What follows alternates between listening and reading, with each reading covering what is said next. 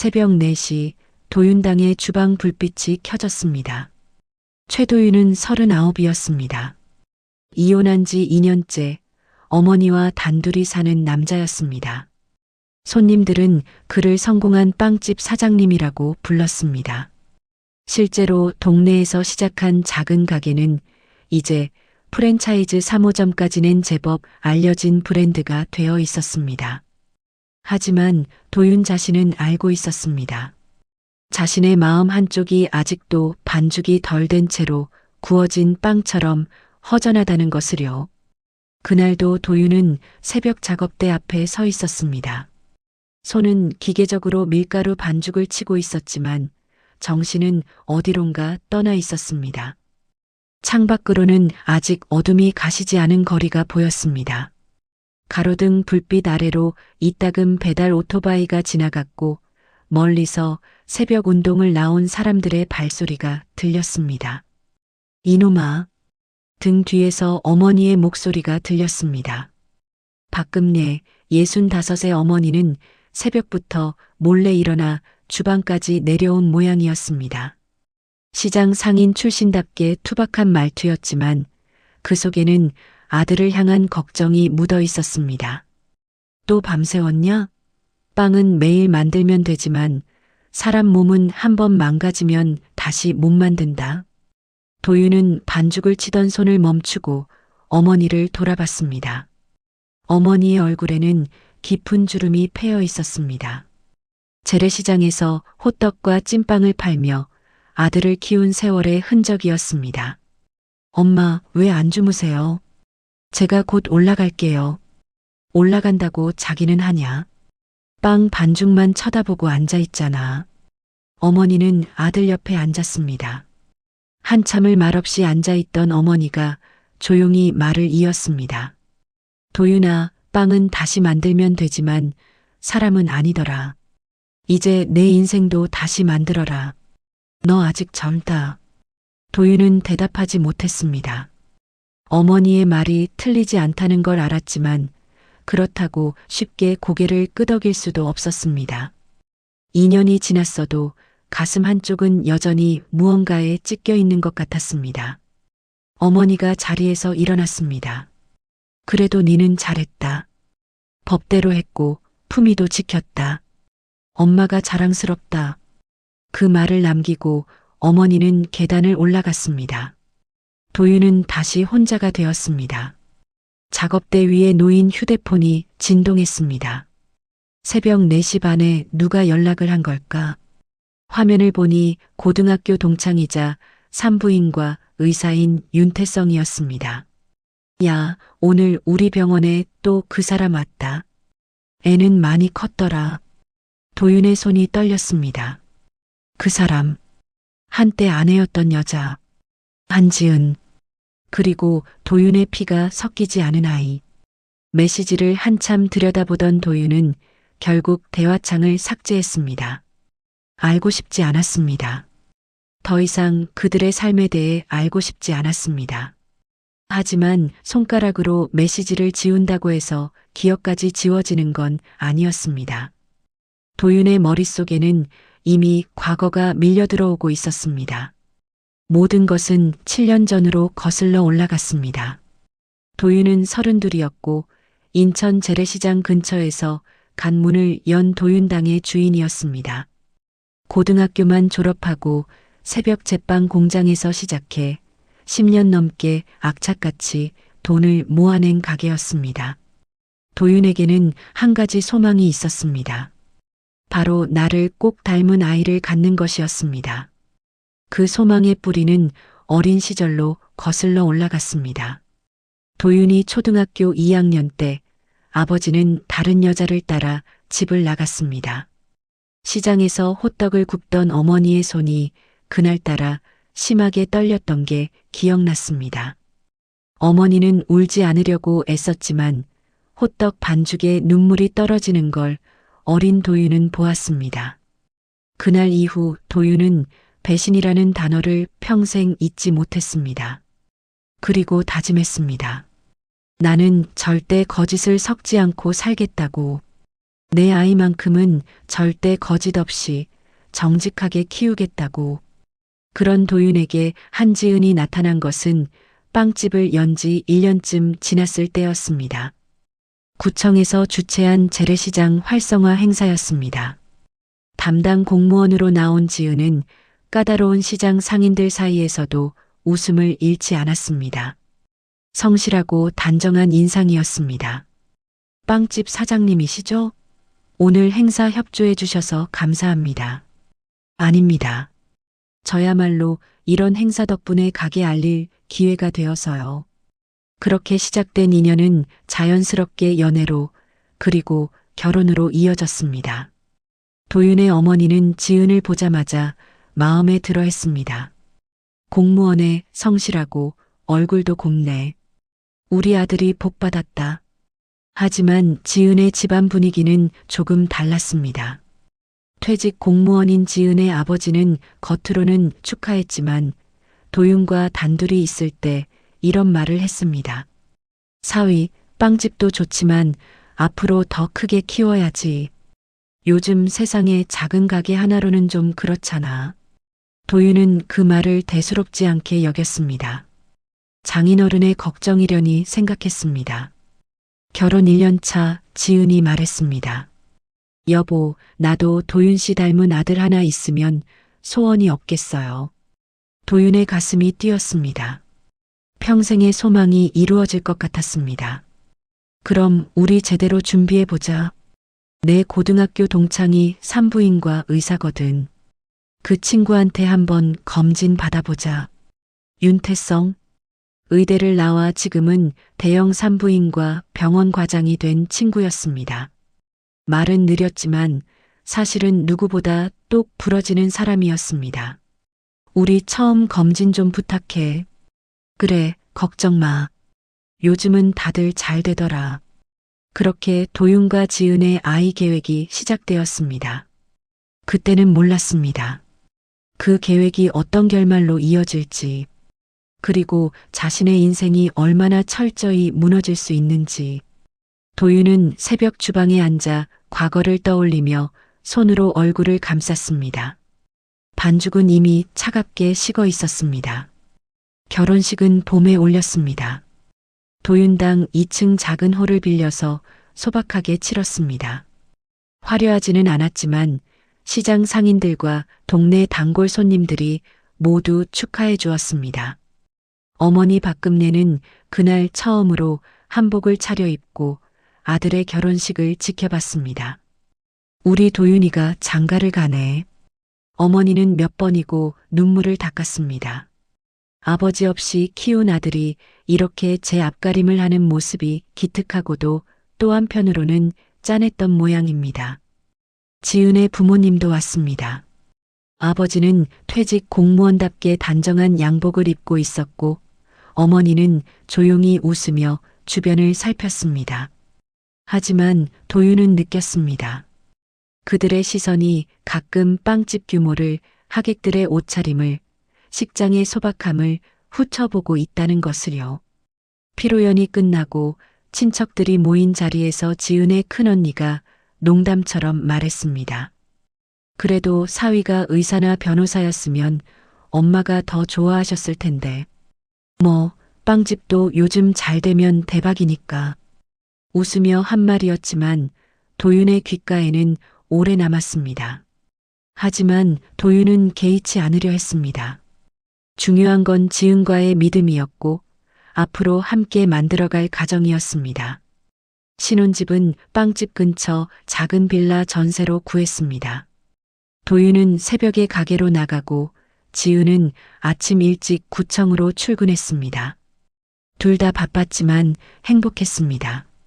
여보, 오늘 하루 어땠어? 손님이 엄청 많았어. 특히 소금빵이 오후 2시에 다 동났다니까. 우와, 대박.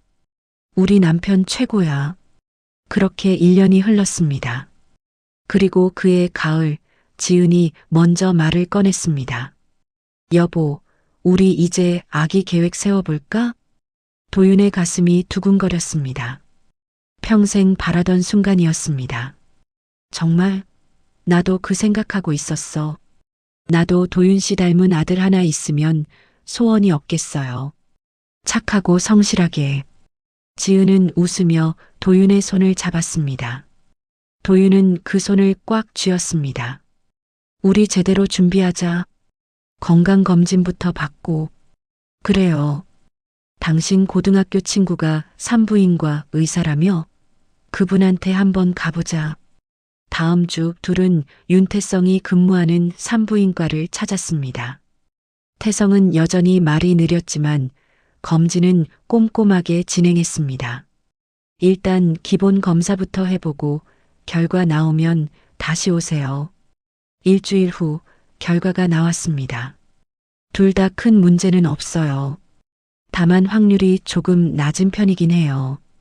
그래도 자연 임신 충분히 가능하니까 일단 6개월 정도 노력해 보시고 안 되면 그때 시술 생각해 봅시다. 도윤과 지은은 고개를 끄덕였습니다. 문제가 없다는 말에 안도했습니다. 하지만 6개월이 지나도 1년이 지나도 아이는 오지 않았습니다. 결혼 2년 차가 되자 분위기가 조금씩 달라지기 시작했습니다. 어머니는 노골적으로 재촉하지는 않았습니다. 하지만 명절 때마다 가게에 들를 때마다 한마디씩 했습니다. 도윤아, 엄마가 네 힘든 거 아는데도 이 얘기하는 거 알지? 그래도 내 손주 한 번만 안아보는 게 소원이다. 어머니의 눈시울이 붉어졌습니다. 도윤은 차마 어머니를 쳐다볼 수 없었습니다.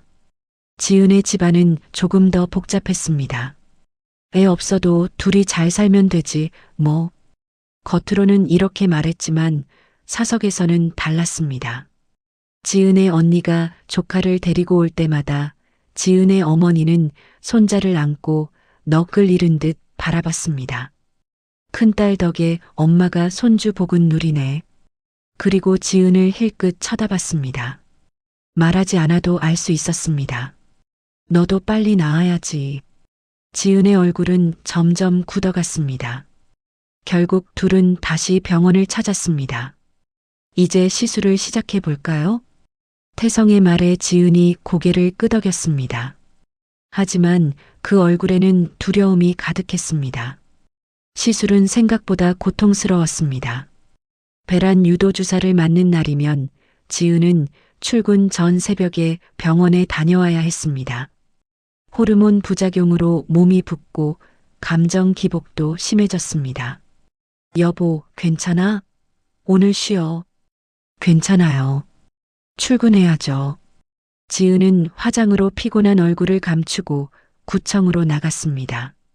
시댁과 친정의 기대, 매달 반복되는 시술, 그리고 번번이 찾아오는 실패. 지은은 점점 지쳐갔습니다. 그 무렵이었습니다. 구청에서 새로운 행사 기획이 들어왔습니다. 지역 소상공인과 함께하는 디저트 특강 축제. 지은이 담당자로 지정되었고 메인 강연자로 초청할 사람을 물색하던 중 한 이름이 눈에 들어왔습니다. 박현우, 스타 제과 디저트 셰프. 방송에도 자주 나오고 인스타그램 팔로워가 20만 명이 넘는 유명 셰프였습니다. 여러 동네 빵집과 카페의 브랜딩 컨설팅을 맡고 있다는 소문도 들렸습니다.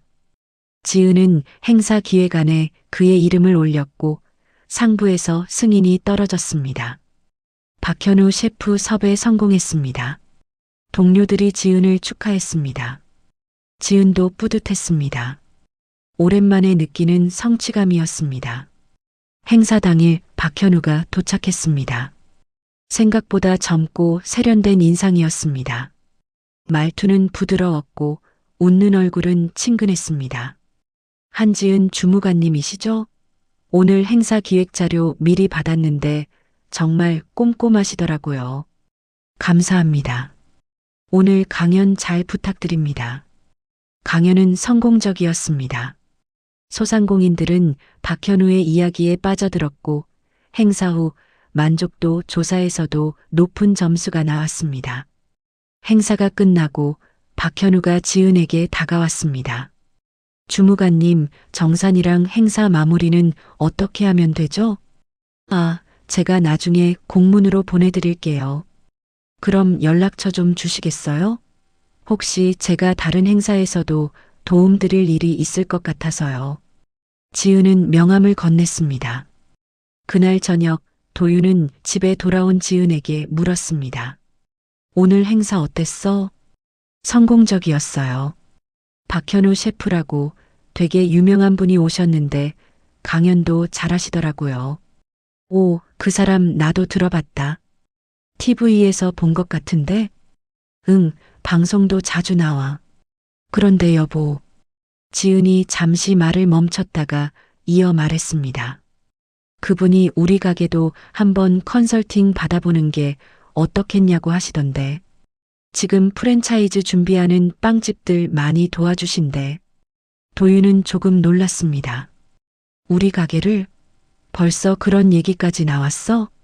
아니, 행사 끝나고 인사하면서 가게 얘기가 나왔거든. 그래서 도윤당 얘기했더니 관심 보이시더라고. 나중에 시간 되면 한번 만나봐야겠네. 도윤은 큰 의미를 두지 않았습니다. 그저 행사에서 만난 인연이려니 생각했습니다. 하지만 그 만남이 자신의 인생을 송두리째 흔들 도화선이 될 줄은 그때는 전혀 몰랐습니다. 박현우가 도윤당을 처음 방문한 날은 초여름이었습니다. 사장님, 이게 소문으로만 듣던 도윤당이군요. 현우는 가게 안을 둘러보며 연신 고개를 끄덕였습니다. 깔끔하게 정돈된 진열대, 은은한 빵 냄새, 그리고 손님들로 붐비는 가게 안 풍경. 셰프님이 직접 오실 줄은 몰랐습니다. 박현우라고 불러주세요. 저도 지은 씨한테 얘기 듣고 궁금했어요. 손 반죽으로 하신다면서요? 네, 저희는 기계 반죽보다는 손맛을 중요하게 생각해서요. 현우는 진열된 빵들을 유심히 살펴봤습니다. 바게트, 크루아상, 소금빵, 앙버터. 사장님 손이 정말 좋으시네요. 이 정도 퀄리티면 프랜차이즈로도 충분히 승부 볼 수 있어요. 아, 프랜차이즈요? 아직 그런 건 생각 안 해봤는데. 요즘 시대가 어떻습니까? 혼자 잘하면 뭐해요? 시스템 만들어서 확장해야죠. 제가 봐온 빵집들 중에 사장님 가게만큼 포텐셜 있는 데가 많지 않았어요.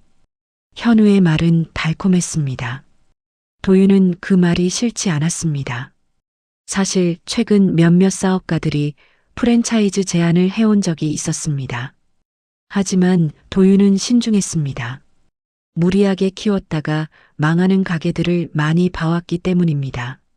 한번 천천히 생각해 보시죠. 제가 자료 좀 드릴게요. 브랜딩이랑 확장 전략 같은 거. 현우는 명함을 건네며 웃었습니다. 그날 이후 현우는 가끔씩 가게에 들렀습니다. 처음엔 빵을 사러 오는 손님처럼 자연스럽게 들렀고 나중엔 도윤과 사업 얘기를 나누는 파트너처럼 가까워졌습니다. 사장님, 요즘 핫한 디저트 트렌드가 뭔지 아세요? 글쎄요. 저는 그냥 묵묵히 빵만 구우는 스타일이라. 그게 문제예요. 사장님 실력은 최고인데 마케팅이 약해요. 인스타 감성, SNS 바이럴, 이런 거 신경 써야 요즘 젊은 손님들이 와요. 현우의 조언은 구체적이었고 실제로 몇 가지를 적용하자 매출이 눈에 띄게 올랐습니다. 도윤은 현우에게 점점 고마움을 느꼈습니다. 하지만 정작 문제는 다른 곳에서 시작되고 있었습니다. 지은은 그 무렵 가장 힘든 시기를 보내고 있었습니다. 결혼 3년 차, 난임 시술은 벌써 4번째였습니다. 새벽에 일어나 병원에 가서 주사를 맞고 부어오른 몸을 이끌고 출근했습니다. 호르몬 부작용으로 감정 기복이 심해졌고 사소한 일에도 눈물이 났습니다. 지은아, 괜찮아? 동료가 물었지만 지은은 고개를 저었습니다. 응, 괜찮아. 그냥 좀 피곤해서. 하지만 괜찮지 않았습니다. 시댁에서는 어머니가 명절 때마다 아들 내외를 보며 눈시울을 붉혔습니다. 엄마가 무리한 거 아는데도 이 얘기하는 거 알지? 그래도 내 손주 한 번만 안아보는 게 소원이다. 친정에서는 언니가 조카 둘을 데리고 올 때마다 어머니가 손주들을 안고 행복해하는 모습을 봐야 했습니다. 큰언니는 좋겠다. 애들도 있고. 지은아, 너도 곧 생길 거야. 너무 스트레스 받지 마. 위로의 말이었지만 지은에게는 그 말조차 압박으로 느껴졌습니다. 어느 날 저녁 시댁에 들렀을 때였습니다. 어머니가 도윤을 따로 불러 조용히 말했습니다. 도윤아, 엄마가 생각해봤는데 말이다. 네, 엄마. 아이가 태어나면 우리 건물 2층 말이야. 그거 내 명의로 돌려놓을게. 도윤은 깜짝 놀랐습니다. 2층 건물은 어머니가 평생 호떡 장사로 모은 돈으로 산 유일한 재산이었습니다. 엄마, 그게 무슨 말씀이세요? 아이고, 내가 언제까지 살겠냐. 지금 미리 정리해 두는 게 나중에 편하지. 그래야 너도 안심하고 손주 키우고 나중에 그 애한테 물려주면 되잖아. 엄마, 알았지? 손주만 보여주면 된다. 어머니는 웃으며 도윤의 어깨를 두드렸습니다. 하지만 그 웃음 뒤에는 간절함이 숨어 있었습니다. 집으로 돌아온 도윤은 그 얘기를 지은에게 전했습니다. 어머니가 그러시는데 아이 낳으면 2층 건물을 내 명의로 돌려주신대. 지은의 눈빛이 미묘하게 흔들렸습니다. 정말? 그럼 나중에 우리가 그 건물 가지게 되는 거네? 응. 근데 그게 중요한 게 아니라. 물론이지. 아이가 제일 중요하지. 지은은 고개를 끄덕였지만 그날 밤 잠을 이루지 못했습니다. 건물, 재산, 안정, 미래. 어쩌면 아이가 생기면 모든 게 해결될 것 같았습니다. 시댁의 기대도, 친정의 눈치도, 그리고 자신의 불안도. 하지만 문제는 아이가 생기지 않는다는 것이었습니다. 그 무렵 지은은 업무 때문에 박현우와 자주 연락을 주고받게 되었습니다. 구청에서 후속 행사를 기획하면서 현우가 다시 강연자로 섭외되었기 때문입니다. 지은 씨, 이번 행사 자료 보내주세요. 네, 셰프님. 지금 바로 보내드릴게요. 처음엔 업무상 연락이었습니다. 하지만 점점 대화의 주제가 넓어졌습니다. 요즘 많이 힘들어 보이시던데 괜찮으세요? 현우의 메시지에 지은은 잠시 망설이다가 답했습니다. 네. 그냥 개인적으로 좀 힘든 일이 있어서요. 그렇군요. 너무 무리하지 마세요. 지은 씨 같은 똑 부러지는 공무원, 어디 가도 인정받을 텐데. 현우의 말은 위로가 되었습니다. 집에서도 병원에서도 아무도 지은 자신을 인정해주지 않는 것 같았는데 현우만은 달랐습니다. 사실 요즘 난임 시술 받느라 좀 힘들어요. 아, 그러셨구나. 그거 정말 힘들다고 들었어요. 주변에서 봤는데 남편은 이해해 주려고 하는데 정작 본인은 아무것도 모르잖아요. 주사 맞는 게 얼마나 무섭고 아픈지. 맞아요. 남자들은 몰라요. 여자가 얼마나 희생하는지. 지은은 현우와 대화를 나누면서 조금씩 마음을 열었습니다. 퇴근 후 커피를 마시기도 했고 가끔 저녁을 먹기도 했습니다. 그러면서 자연스럽게 만나는 날이 잦아졌습니다. 오늘도 셰프님 만났어? 도윤이 물으면 지은은 답했습니다. 응, 브랜드 회의 때문에 잠깐 우리 가게 프랜차이즈 할 거잖아. 미리미리 준비해 두는 게 좋을 것 같아서. 그래, 고마워. 내가 이런 것까지 챙겨주니까. 도윤은 의심하지 않았습니다. 아내가 가족의 미래를 위해 애쓰고 있다고 생각했습니다. 하지만 지은의 마음속에는 조금씩 균열이 생기고 있었습니다. 현우는 지은을 한 명의 능력 있는 여성으로 대했습니다. 난임 때문에 괴로워하는 며느리도 아이를 낳아야 할 의무가 있는 아내도 아닌 그저 한지은이라는 사람으로. 지은 씨는 언젠가 공무원 그만두고 다른 일 해보고 싶지 않으세요? 어느 날 저녁 현우가 물었습니다. 글쎄요. 생각은 해봤지만 안정적인 게 공무원이잖아요. 안정도 좋지만 지은 씨 능력이면 충분히 더 큰 일 할 수 있어요. 언젠가 같이 브랜드 한번 제대로 키워보면 재밌을 것 같은데. 현우의 말은 지은의 자존감을 자극했습니다. 나도 뭔가 할 수 있는 사람이구나. 집에서는 아이를 못 낳는 며느리, 시댁에서는 기대에 못 미치는 여자, 친정에서는 걱정거리인 딸. 하지만 현우 앞에서만큼은 인정받는 여성이었습니다. 그 감정이 위험하다는 걸 지은은 아직 몰랐습니다. 도윤도 어머니도 아무도 몰랐습니다. 다만 하나 운명의 톱니바퀴가 조금씩 어긋나고 있다는 것만은 분명했습니다. 기적은 예고 없이 찾아왔습니다. 결혼 4년 차 5번째 시술을 준비하던 어느 날이었습니다. 지은은 아침에 일어나자마자 이상함을 느꼈습니다. 생리 예정일이 일주일이나 지났는데도 아무런 기미가 없었습니다. 가슴이 묵직하고 속이 미묘하게 메스꺼웠습니다. 설마. 퇴근길에 약국에서 임신 테스트기를 샀습니다. 집에 도착해 화장실에 들어갔고 떨리는 손으로 검사를 했습니다. 5분이 지났습니다. 2줄. 선명한 2줄이 나타났습니다. 지은은 그 자리에서 주저앉았습니다. 눈물이 왈칵 쏟아졌습니다. 여보, 여보. 도윤이 화장실 문을 두드렸습니다. 왜 그래? 무슨 일이야? 문이 열리고 지은이 테스트기를 들고 서 있었습니다. 얼굴은 눈물범벅이었지만 웃고 있었습니다. 2줄, 2줄이야. 도윤은 멍하니 테스트기를 바라봤습니다. 그리고 천천히 현실이 다가왔습니다. 정말? 정말이야? 응. 병원 가봐야겠지만. 도윤은 지은을 끌어안았습니다. 두 사람은 한참을 그렇게 서서 울었습니다. 다음 날 둘은 산부인과를 찾았습니다. 이번엔 윤태성의 병원이 아닌 집 근처 산부인과였습니다. 축하드립니다. 임신 6주 맞습니다. 의사의 말에 지은은 다시 눈물을 흘렸습니다. 선생님, 정말요? 네, 태낭도 보이고 아주 건강합니다.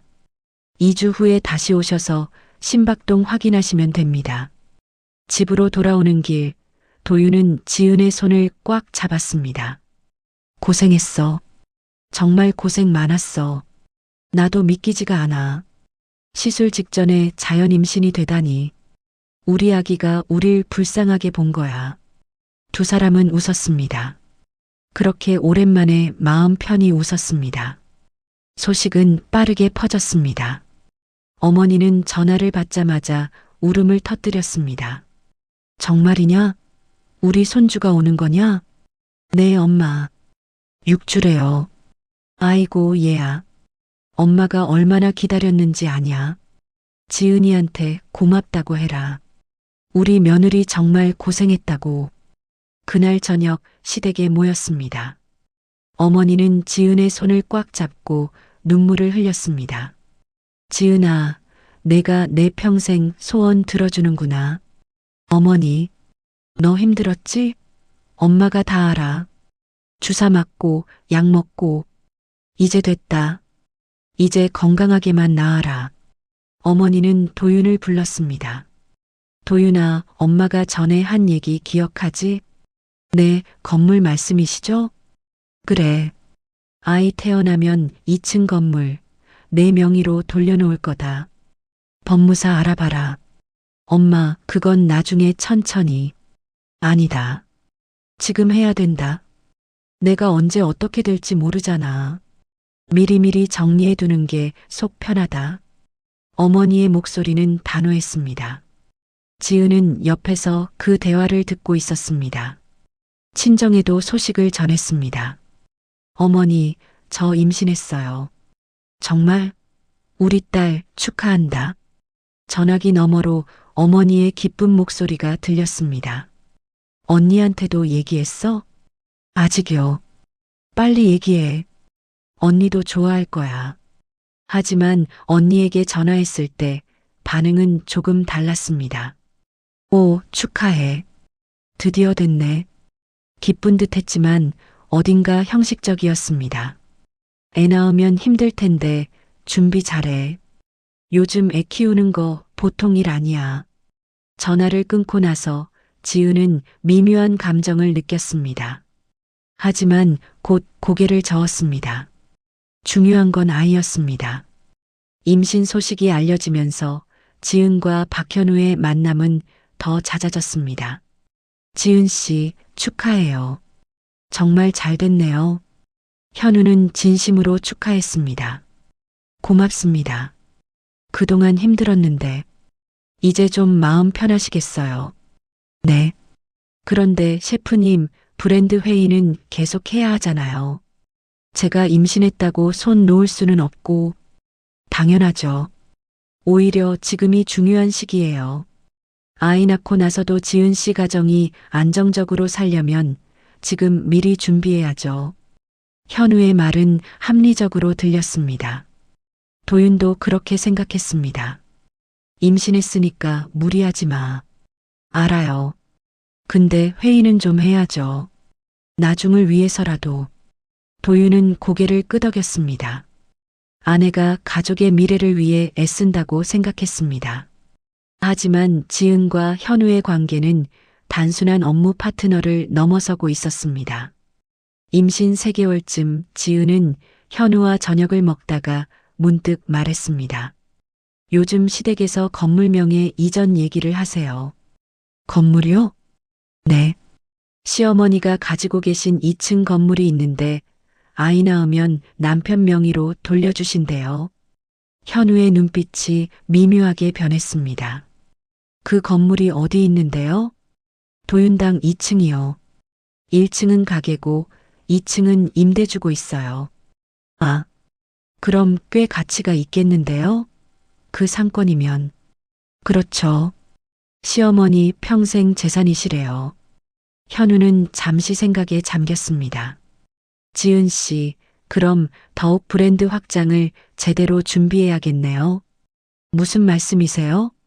건물도 있고 가게도 잘 되고 있으니까. 제대로 투자해서 프랜차이즈로 키우면 금방 전국 체인 갈 수 있어요. 그렇게 되면 좋겠죠. 제가 투자자도 연결해 드릴 수 있어요. 제 회사에서 직접 투자해도 되고. 현우의 제안은 구체적이었습니다.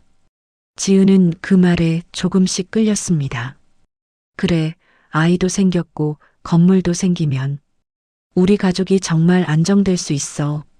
하지만 그 뒤에 숨은 의도를 지은은 아직 보지 못했습니다. 임신 5개월이 되었을 때 윤태성에게서 연락이 왔습니다. 야, 도윤아. 나 이번에 병원 옮겼다. 어디로? 너희 집 근처 산부인과. 거긴 규모가 커서 과장으로 스카웃됐어. 오, 그럼 우리 가까워지겠네. 우리 아기도 그 병원에서 낳으면 되겠다. 그래, 나중에 지은이랑 같이 와. 내가 직접 봐줄게. 도윤은 기뻤습니다. 믿을 수 있는 친구가 가까이 있다는 게 든든했습니다. 그날 저녁 도윤은 지은에게 말했습니다. 여보, 태성이가 내가 다니는 병원으로 왔대. 나중에 거기서 나오면 어때? 지은의 얼굴이 미묘하게 굳었습니다. 응, 생각해 볼게. 왜? 태성이 실력 좋잖아. 게다가 내 친구니까 더 잘 봐주고. 그건 그런데 원래 가던 곳을 가는 게 더 편하니까 갑자기 바꾸면 또 새로 적응해야 하잖아. 아, 그렇구나. 그럼 내가 편한 대로 해. 도윤은 더 이상 묻지 않았습니다. 하지만 지은의 머릿속은 복잡했습니다. 윤태성? 도윤이 친구, 산부인과 의사. 왠지 모를 불안감이 엄습했습니다. 하지만 곧 고개를 저었습니다. 아니야. 괜찮아. 나는 아무 문제 없어. 그렇게 스스로를 다독였습니다. 계절이 바뀌고 지은의 배는 점점 불러왔습니다. 겉으로 보기에 모든 것은 순조로웠습니다. 행복한 부부, 기대에 찬 가족들, 그리고 곧 태어날 아이. 하지만 운명은 이미 다른 각본을 준비하고 있었습니다. 그리고 그 각본의 첫 페이지는 곧 펼쳐질 예정이었습니다. 임신 8개월. 지은의 배는 이제 제법 불러 있었습니다. 걸음걸이도 조심스러워졌고 계단을 오르내리는 것조차 힘들어 보였습니다. 도윤은 아내를 극진히 챙겼습니다. 새벽에 일어나 출근 전 아침을 차려주고 퇴근 후에는 발 마사지를 해주었습니다. 여보, 괜찮아. 내가 할게. 아니야. 임산부는 쉬어야 돼. 도윤은 설거지를 하고 빨래를 개고 청소를 했습니다. 어머니도 자주 집에 들러 반찬을 채워주었습니다. 지은아, 미역국 끓여놨다. 몸조리할 때 먹어야 하니까 미리미리 얼려둬라. 감사합니다, 어머니. 우리 손주 건강하게만 나와라. 그게 소원이다. 모든 게 평화로워 보였습니다. 하지만 균열은 예상치 못한 곳에서 시작되었습니다. 그날은 정기 검진 날이었습니다. 여보, 오늘 병원 같이 갈까? 도윤이 물었습니다. 아니, 괜찮아. 오늘 대량 주문 들어온다며? 가게 봐야지. 그래도 진짜 괜찮아. 검진만 하고 올 거야. 택시 타고 갈게. 지은은 웃으며 말했습니다. 도윤은 망설였지만 실제로 그날은 웨딩홀 연회용 빵 300개를 납품해야 하는 날이었습니다. 알았어. 그럼 넘어지지 말고 조심해서 다녀와. 끝나면 사진 찍어서 보내줘. 응, 알았어. 지은은 집을 나섰습니다. 도윤은 가게로 향했습니다. 직원들과 함께 쉴 틈 없이 빵을 굽고 포장하고 배송 준비를 했습니다. 시계를 보니 오후 2시였습니다. 지은에게서 연락이 와야 할 시간이었는데 아무 소식이 없었습니다. 검진이 길어지나? 도윤은 크게 걱정하지 않았습니다. 가끔 대기 시간이 길 때가 있었으니까요. 그런데 오후 3시쯤 휴대폰이 울렸습니다. 윤태성이었습니다. 야, 도윤아. 무슨 일이야? 전화기 너머로 태성의 목소리가 조심스러웠습니다. 너 지금 어디냐? 가게. 왜? 재수 씨 오늘 병원 왔냐? 응, 검진하러 갔어. 왜? 잠시 침묵이 흘렀습니다. 야, 내가 지금 로비 지나가다가 봤는데 재수 씨가 다른 남자랑 같이 있더라. 도윤의 손이 멈췄습니다. 뭐? 남자랑 손잡고 앉아 있어. 둘이 되게 친해 보이는데. 지금 뭐라고 했어? 도윤의 목소리가 떨렸습니다. 야, 나도 확실하게 본 건 아니니까. 그냥 한번 확인해 봐. 내가 잘못 봤을 수도 있고. 지금 거기 있어. 내가 지금 간다. 도윤은 전화를 끊고 앞치마를 벗었습니다. 사장님, 어디 가세요? 급한 일 생겼어. 잠깐만 다녀올게. 도윤은 가게 문을 박차고 나갔습니다. 병원까지는 차로 15분 거리였지만 도윤은 10분 만에 도착했습니다. 로비에 들어서자 멀리 한쪽 구석에 앉아 있는 두 사람이 보였습니다. 지은이었습니다. 그리고 옆에는 익숙한 얼굴, 박현우였습니다. 둘은 마스크를 내리고 손을 꼭 잡은 채 무언가 진지하게 대화를 나누고 있었습니다. 도윤의 머릿속이 하얘졌습니다. 심장이 미친 듯이 뛰었습니다. 손이 떨렸습니다. 하지만 도윤은 참았습니다. 주변에는 환자들과 보호자들이 가득했습니다. 도윤은 천천히 그들에게 다가갔습니다. 뭐 하는 거야? 지은과 현우가 깜짝 놀라 고개를 들었습니다. 도윤 씨? 지은의 얼굴이 하얗게 질렸습니다. 현우도 당황한 얼굴로 일어났습니다. 밖으로 나가자. 도윤의 목소리는 낮고 차가웠습니다. 세 사람은 병원 밖 주차장으로 나왔습니다. 11월의 찬바람이 얼굴을 스쳤습니다. 둘이 뭐야? 도윤이 물었습니다. 도윤 씨, 오해야. 우리는 손잡고 있던 게 오해야? 그게 내가 검진 받는데 불안해서. 지은의 말이 끊겼습니다. 현우가 끼어들었습니다. 사장님, 저희는 사업 파트너잖아요. 근처에서 미팅이 있었는데 지은 씨가 혼자 병원 온다길래 잠깐 들른 거예요. 내 아내가 혼자 병원 오는데 당신이 왜 와? 그래서 손은 왜 잡고 있었어? 그건 지은 씨가 불안해하시길래 제가 잠깐 손만 잡아드린 거. 임신 8개월 된 남의 아내 손을 잡아? 그것도 남편 몰래? 도윤의 목소리가 점점 높아졌습니다. 지은이 황급히 말했습니다. 도윤 씨, 진짜 아무것도 아니야. 오늘 처음 같이 온 거야. 처음? 도윤은 지은을 똑바로 쳐다봤습니다. 그럼 그동안 몇 번이나 만난 건데? 그건 대답해. 박현우 씨랑 몇 번이나 따로 만났어? 지은은 입술을 깨물었습니다. 대답할 수 없었습니다. 도윤은 주먹을 꽉 쥐었습니다. 지금 당장 현우의 멱살을 잡고 싶었습니다. 하지만 참았습니다. 지은의 배가 보였습니다. 불러있는 배, 그 안에 있는 아이. 도윤은 심호흡을 했습니다. 오늘은 여기까지만 하자. 도윤 씨, 집에 가. 택시 타고. 도윤은 지은을 보지 않고 말했습니다. 박현우 씨, 네, 사장님. 앞으로 내 아내한테 연락하지 마세요. 업무 관련 얘기는 나한테 직접 하시고. 사장님, 오해입니다. 정말. 됐어요. 가보세요. 도윤은 더 이상 듣고 싶지 않았습니다.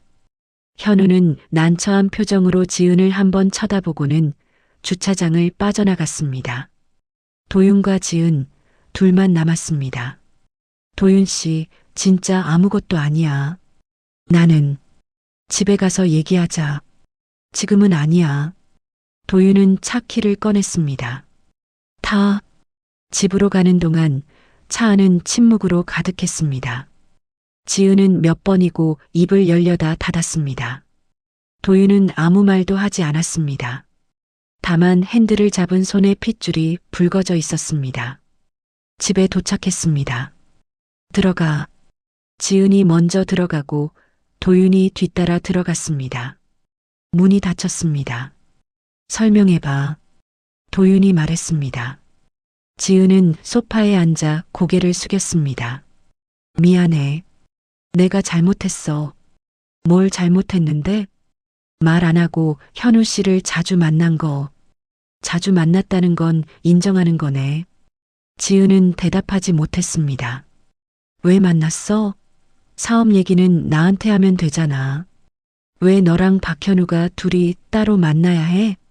그건 브랜드 계약 준비하는 게 복잡해서. 복잡하면 나한테 물어보면 되지. 남편 빼고 다른 남자랑 준비하면 어떡해? 도윤의 목소리에 분노가 섞여 들어갔습니다. 지은이 눈물을 흘렸습니다. 미안해. 정말 미안해. 다시는 안 그럴게. 우리. 도윤이 말을 멈췄습니다. 하고 싶은 말이 목구멍까지 차올랐지만 뱉을 수 없었습니다. 지은의 배가 보였습니다. 곧 태어날 아이. 자신의 아이. 정말 내 아이가 맞나? 그 생각이 머릿속을 스쳤습니다.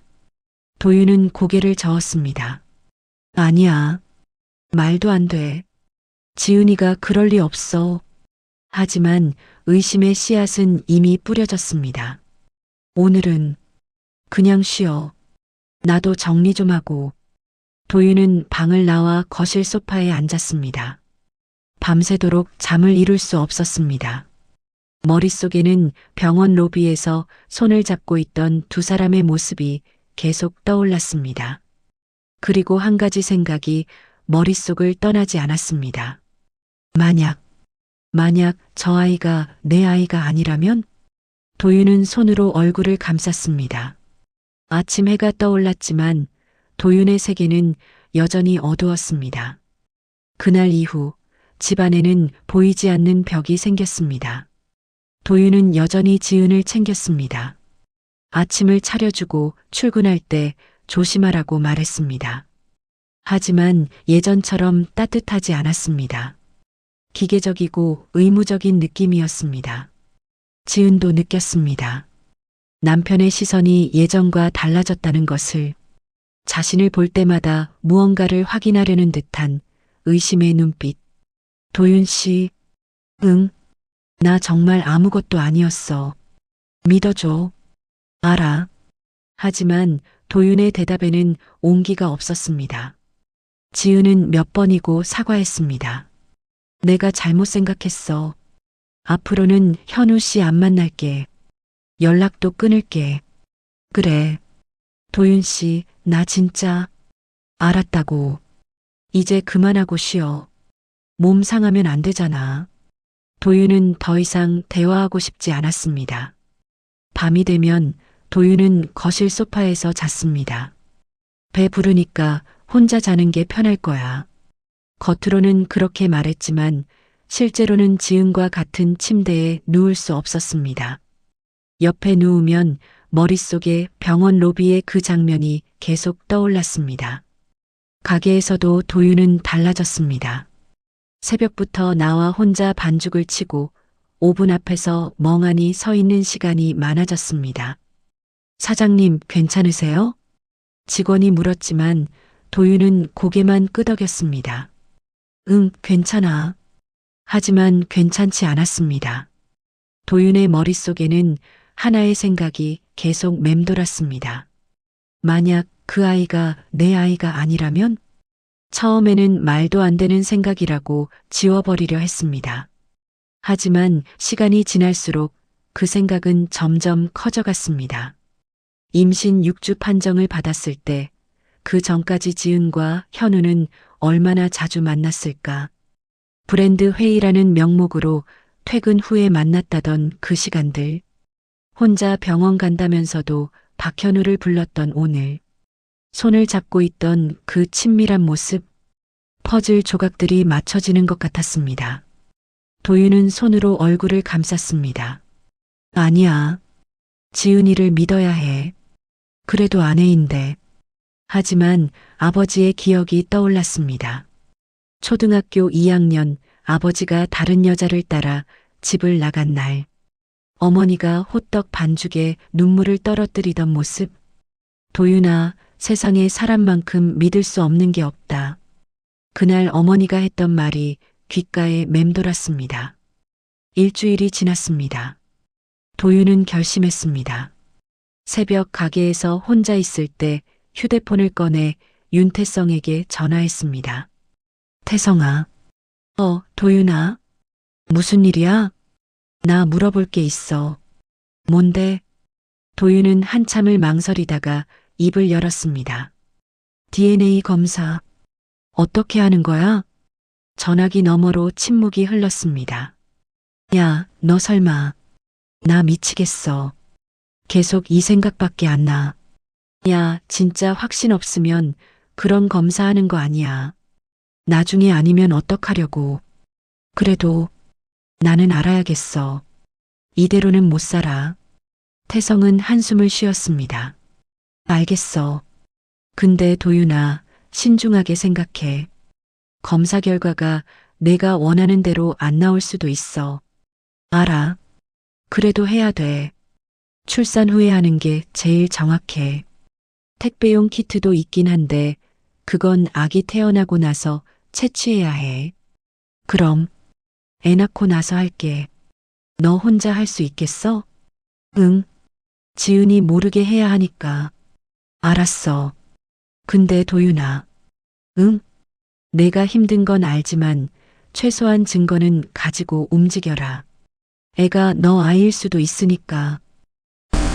고맙다. 전화를 끊고 도윤은 한참을 멍하니 앉아 있었습니다. 가슴이 답답했습니다. 자신이 이런 생각을 하고 있다는 게 믿기지 않았습니다. 내가 지금 뭐 하는 거지? 하지만 돌아갈 수 없었습니다. 이미 의심의 문은 열렸고 진실을 알기 전까지는 다치지 않을 것 같았습니다.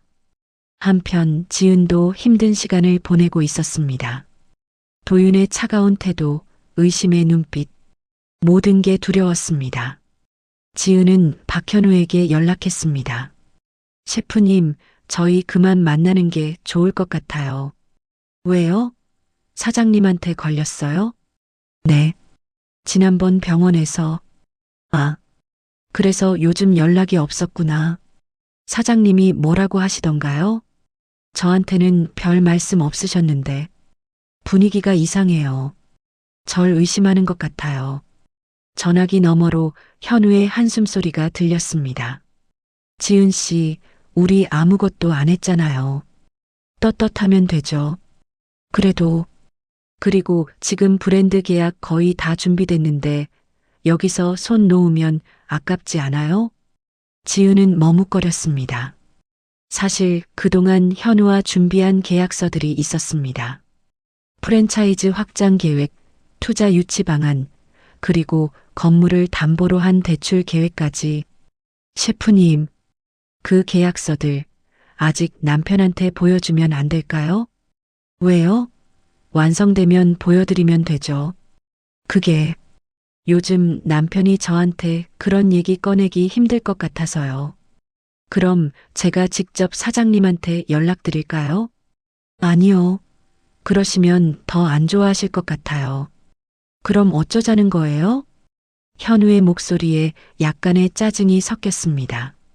지은은 전화를 끊었습니다.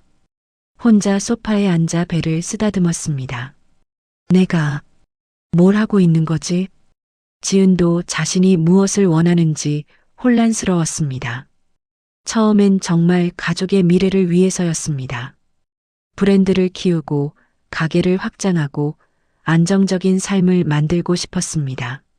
하지만 언제부턴가 현우를 만나는 게 습관이 되었고 그의 칭찬이 기분 좋았고 그와 함께 있을 때만 한지은이라는 사람으로 인정받는 것 같았습니다. 나는 도윤 씨를 배신한 걸까? 지은은 고개를 저었습니다. 아니야. 나는 아무것도 안 했어. 손잡은 것밖에 없어. 하지만 가슴 한쪽이 무거웠습니다. 어느 날 저녁 지은의 휴대폰에 문자 하나가 도착했습니다.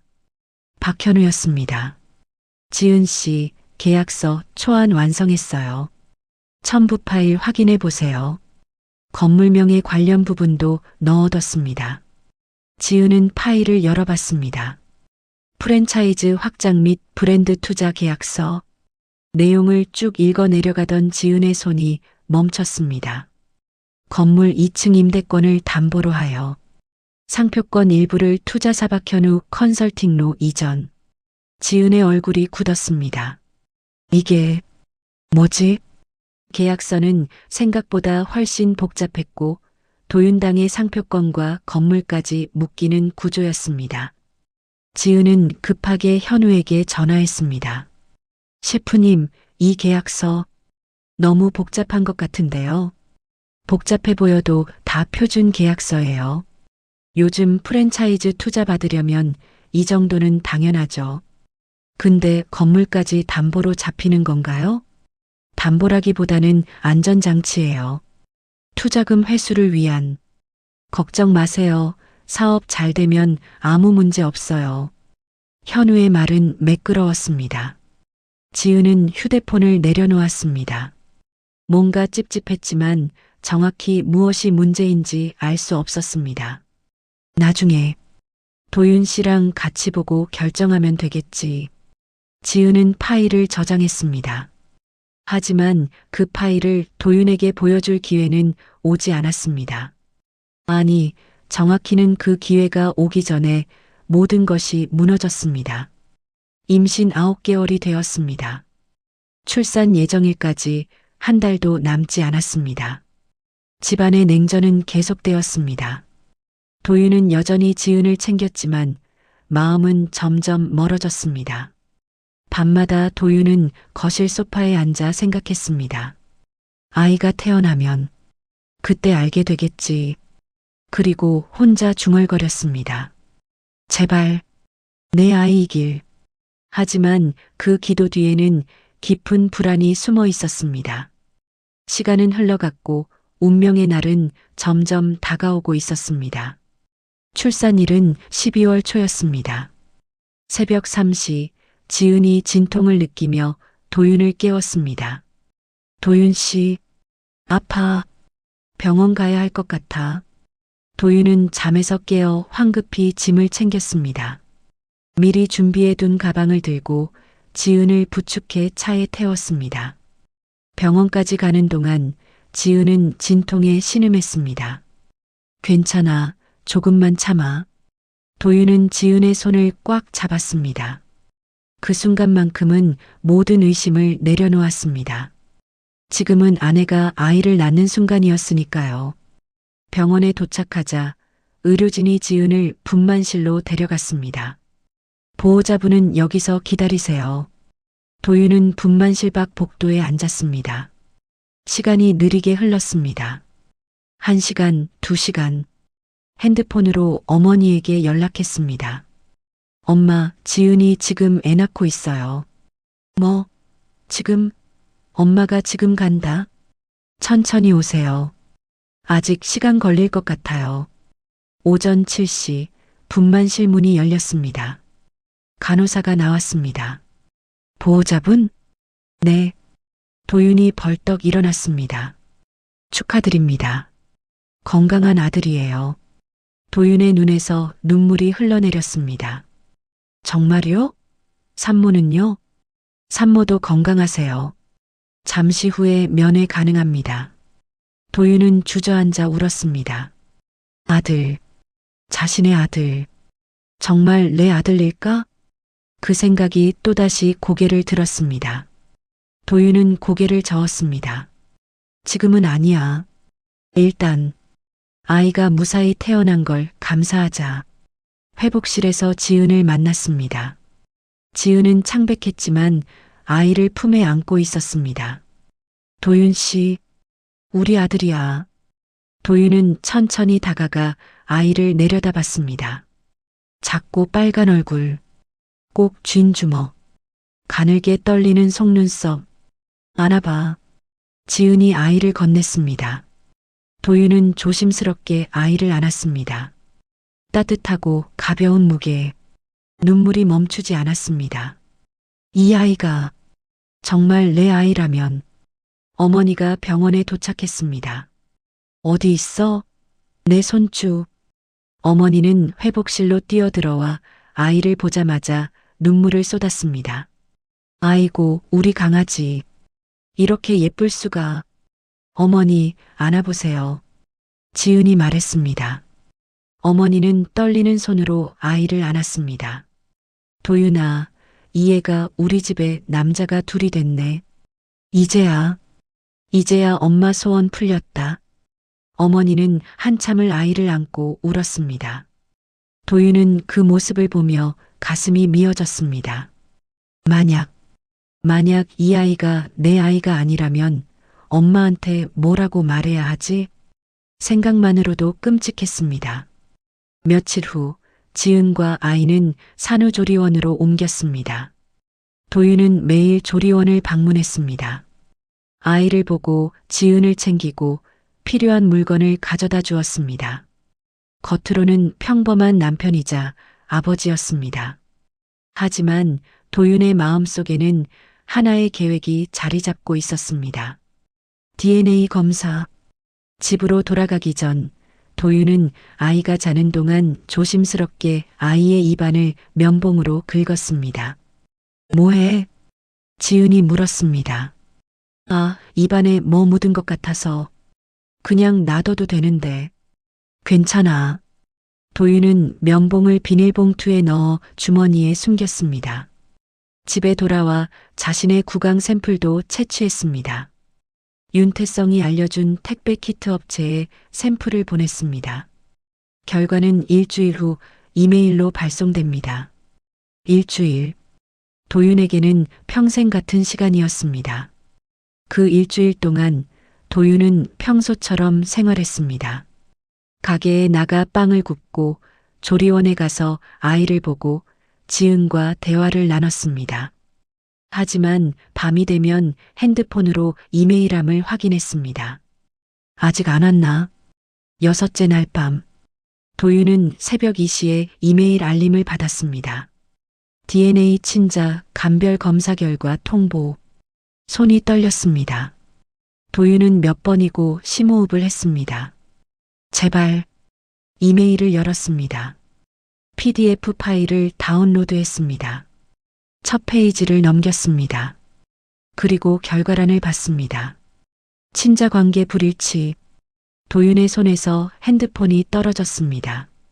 바닥에 떨어진 핸드폰 화면에는 여전히 그 문장이 빛나고 있었습니다. 친자 관계 불일치. 도윤은 그 자리에 무너져 앉았습니다. 목에서 신음 같은 소리가 새어나왔습니다. 눈물이 흘렀습니다. 분노가 치밀었습니다. 배신감이 온몸을 짓눌렀습니다. 역시 그랬어. 병원 로비에서 본 그 장면. 손을 잡고 있던 두 사람. 모든 게 맞아떨어졌습니다. 도윤은 주먹으로 바닥을 쳤습니다. 한 번, 두 번, 세 번. 피가 났지만 아프지 않았습니다. 아니, 몸의 고통은 마음의 고통에 비하면 아무것도 아니었습니다. 다음 날 아침, 도윤은 조리원으로 향했습니다. 얼굴에는 아무런 표정이 없었습니다. 지은의 방에 들어갔습니다. 도윤 씨, 왜 이렇게 일찍 왔어? 지은이 웃으며 반겼습니다. 도윤은 가방에서 출력한 서류를 꺼냈습니다. 이게 뭐야? 지은이 서류를 받아들었습니다. 제목을 보는 순간 지은의 얼굴이 하얗게 질렸습니다.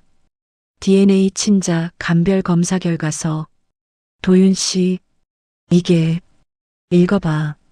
도윤의 목소리는 차갑고 낮았습니다. 지은의 손이 떨렸습니다.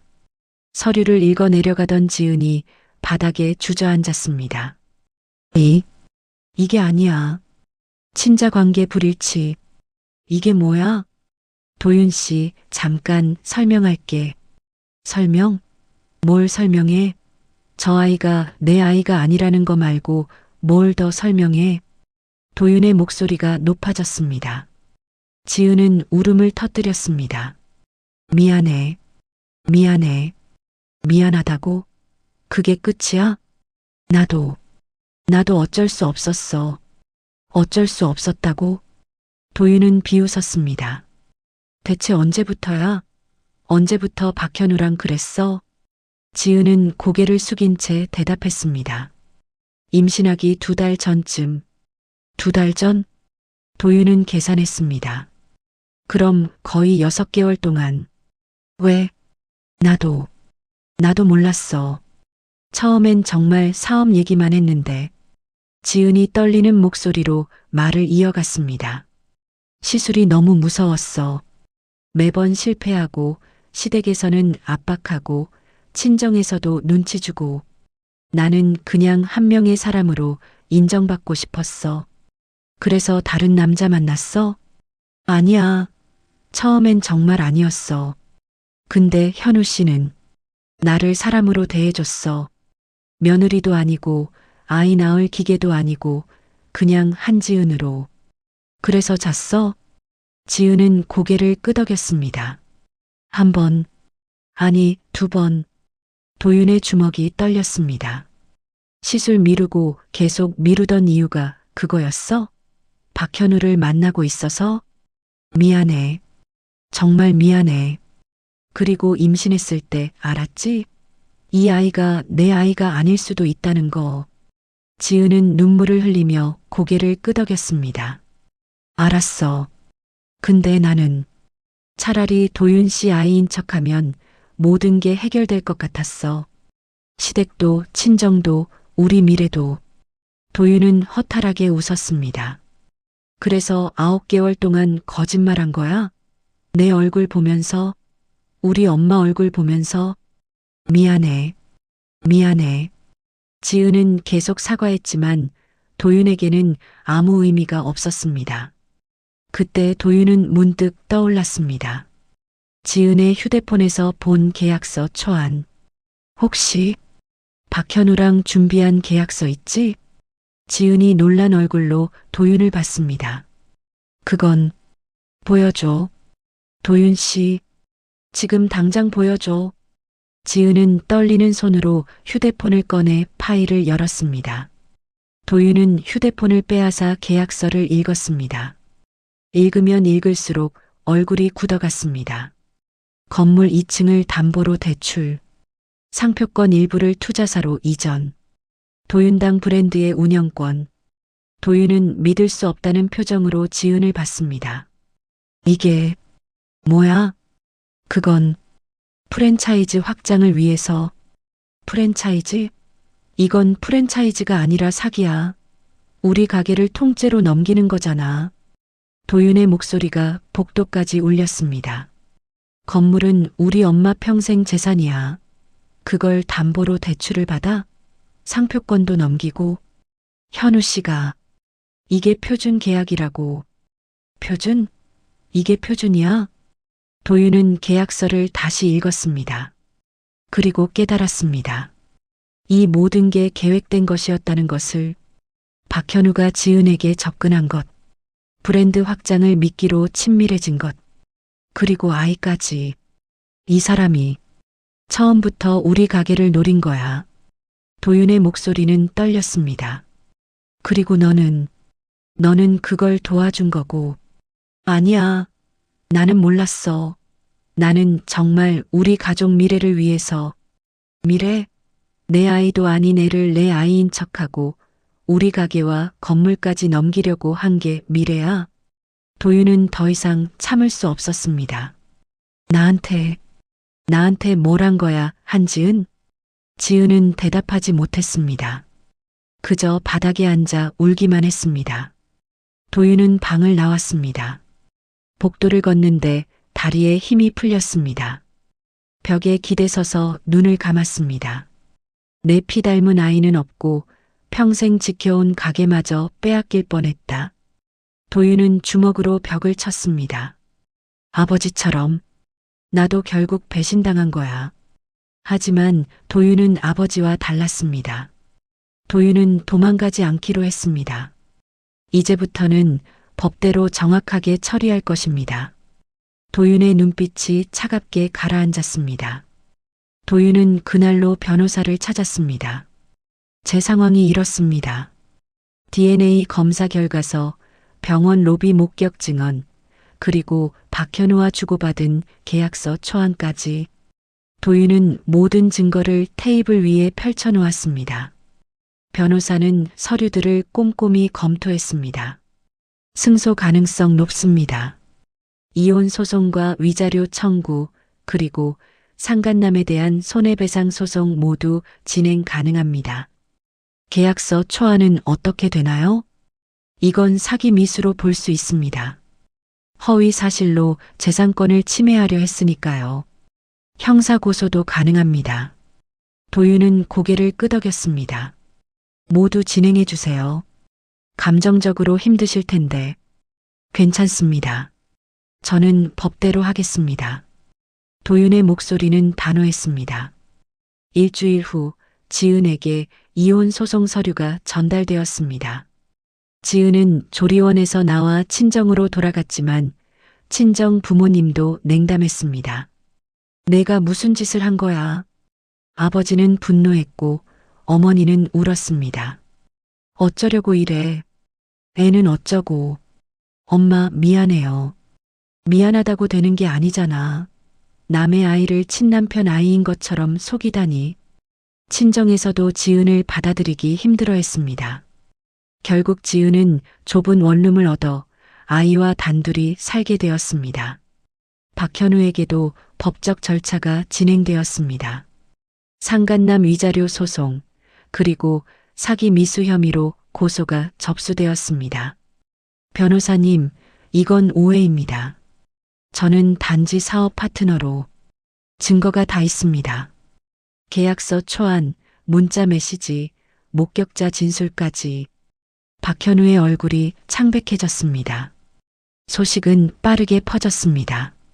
스타 셰프 박현우, 유부녀와 불륜 사기 혐의. 방송국에서는 그의 프로그램을 중단했습니다.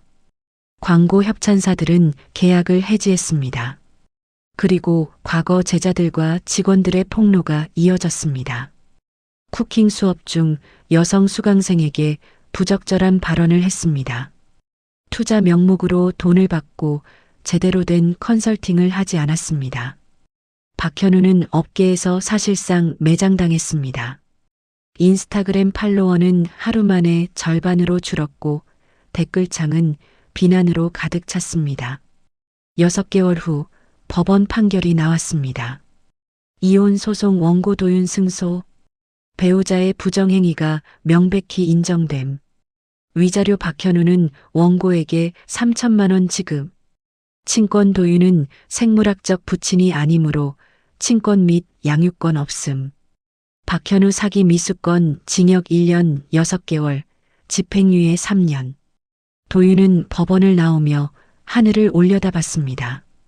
이겼습니다. 법적으로는. 하지만 가슴은 여전히 텅 비어 있었습니다. 어머니는 처음 사실을 알았을 때 며칠 동안 밥도 먹지 않았습니다. 엄마가 손주라고 안았는데 엄마 괜찮으세요? 괜찮긴 뭐가 괜찮아. 우리 도윤이가 얼마나 힘들었을까. 어머니는 한참을 울었습니다. 그래도 니는 잘했다. 법대로 했고 품위도 지켰다. 엄마는 자랑스럽다. 도윤은 어머니를 안았습니다. 이제 우리 둘이서 다시 시작해요. 그래. 우리 둘이면 되지. 하지만 어머니의 얼굴에는 깊은 슬픔이 새겨져 있었습니다. 2년이 흘렀습니다. 도윤당은 여전히 잘 되고 있었습니다. 프랜차이즈도 3곳에서 5곳으로 늘었습니다. 이번에는 제대로 된 법률 검토를 거쳐 정직한 투자자와 함께 확장했습니다. 겉으로 보기엔 성공한 빵집 사장이었습니다. 하지만 도윤은 여전히 새벽마다 가게에 나와 혼자 반죽을 쳤습니다. 어떤 밤에는 반죽을 치다가 멈춰서서 창밖을 바라봤습니다. 내 아이가 있었다면 저 아이는 지금 몇 살이었을까? 손님들은 몰랐습니다. 웃으며 빵을 파는 사장님의 마음속에 어떤 상처가 있는지. 그날도 새벽이었습니다. 도윤은 작업대 앞에 앉아 반죽을 치고 있었습니다. 휴대폰이 울렸습니다. 윤태성이었습니다. 야, 오늘 우리 병원에 또 그 사람 왔다. 애는 많이 컸더라. 도윤의 손이 잠깐 멈췄습니다. 그 사람, 한지은, 애, 자신의 피가 섞이지 않은 아이. 도윤은 메시지를 한참 들여다봤습니다. 알고 싶지 않았습니다. 더 이상 그들의 삶에 대해 알고 싶지 않았습니다. 어머니가 새벽에 내려왔습니다. 또 밤샜냐? 엄마, 왜 안 주무세요? 너 보러 왔지. 어머니는 아들 옆에 앉았습니다. 도윤아. 네. 엄마가 봐온 사람 중에 네가 제일 정직하다. 엄마. 세상은 네를 속였지만 네는 세상을 속이지 않았어. 그게 자랑스럽다. 어머니는 아들의 어깨를 두드렸습니다. 이제 내 인생도 다시 만들어라. 빵은 다시 만들 수 있지만 사람은 다시 못 만든다고 했잖아. 근데 니는 할 수 있어. 다시 시작할 수 있어. 도윤은 고개를 끄덕였습니다. 며칠 후 도윤은 가게 유리창에 새로운 안내문을 붙였습니다.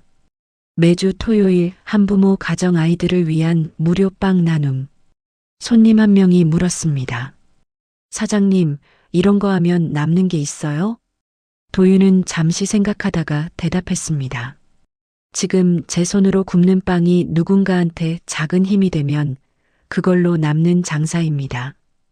에이, 그래도 저도 어릴 때 시장에서 어머니가 호떡 구우시는 걸 보고 자랐어요. 누군가한테 따뜻한 호떡 한 조각이 큰 위로가 될 수 있다는 걸 저는 알거든요. 손님은 고개를 끄덕이며 미소를 지었습니다. 그날 저녁 첫 번째 한부모 가정 아이들이 가게를 찾았습니다. 엄마 손을 잡고 온 6살쯤 된 아이, 할머니와 함께 온 초등학생 남자아이. 사장님, 정말 공짜예요? 네, 마음껏 고르세요. 아이들은 눈을 반짝이며 빵을 골랐습니다. 도윤은 아이들을 보며 조용히 미소 지었습니다. 따뜻한 미소였습니다. 밤이 되었습니다. 도윤은 가게 문을 닫고 마지막으로 정리를 했습니다. 창밖으로는 거리의 불빛이 반짝였습니다. 저 멀리 바다에서 불어오는 바람이 차가웠지만 가게 안은 따뜻했습니다. 도윤은 오늘 구운 빵 몇 개를 봉투에 담아 어머니가 계신 집으로 향했습니다. 걸으면서 문득 생각했습니다. 나는 내 피 닮은 아이는 없지만 내 손으로 지켜온 것들이 있다. 가게, 어머니, 정직함, 그리고 다시 시작할 수 있는 용기. 빼앗긴 것도 많았지만 남은 것도 있었습니다. 도윤은 고개를 들어 하늘을 올려다봤습니다. 별이 총총했습니다. 괜찮아. 나는 괜찮아질 거야. 도윤은 스스로에게 말했습니다. 그리고 한 걸음씩 앞으로 걸어갔습니다. 새벽의 어둠은 깊었지만 도윤은 알고 있었습니다. 아침은 반드시 온다는 것을, 그리고 자신은 다시 따뜻한 빵을 구울 것이라는 것을. 그로부터 3년 후, 도윤당은 전국 15개 지점을 가진 프랜차이즈가 되었습니다. 도윤은 여전히 본점에서 새벽마다 빵을 구웠습니다. 어머니는 건강하게 가게 일을 도우며 손님들과 이야기 나누는 것을 즐겼습니다. 어느 날 윤태성이 가게에 들렀습니다. 야, 잘 되네. 대박 났다. 태성아, 네 덕분이지. 그건 그렇고 너 요즘 소개팅 같은 거 안 해? 도윤은 웃었습니다. 천천히 생각해 볼게. 너 아직도 그 일 때문에 마음 닫고 있는 거 아니야? 아니, 그건 아니고. 그냥 아직은. 태성은 도윤의 어깨를 두드렸습니다. 너는 좋은 사람이야. 언젠가 좋은 사람 만날 거다. 고맙다. 그날 저녁 도윤은 혼자 가게에 남아 내일 쓸 반죽을 준비했습니다. 문득 창밖을 보니 엄마 손을 잡고 가는 아이가 보였습니다. 도윤은 잠시 그 모습을 바라봤습니다. 더 이상 아프지 않았습니다. 그저 조용히 담담히 받아들일 수 있었습니다. 도윤은 다시 반죽을 치기 시작했습니다. 따뜻한 빵을 만들기 위해 누군가에게 작은 위로가 될 수 있도록. 그렇게 도윤의 인생은 계속되었습니다. 덜 익은 빵처럼 허전했던 마음은 이제 천천히 채워지고 있었습니다. 완벽하지는 않지만 그래도 괜찮았습니다. 살아가는 것, 그것으로 충분했습니다. 여기까지가 도윤 씨의 이야기였습니다. 우리는 살면서 배신을 당할 수 있습니다. 하지만 어떻게 대응하느냐는 우리의 선택입니다. 여러분은 어떻게 생각하시나요? 도윤의 선택이 옳았다고 보시나요? 아니면 다른 방법이 있었을까요? 댓글로 여러분의 생각을 들려주세요. 그리고 이 이야기가 조금이나마 위로가 되었다면 좋아요와 구독 부탁드립니다. 여러분의 응원이 더 좋은 이야기를 전하는 힘이 됩니다.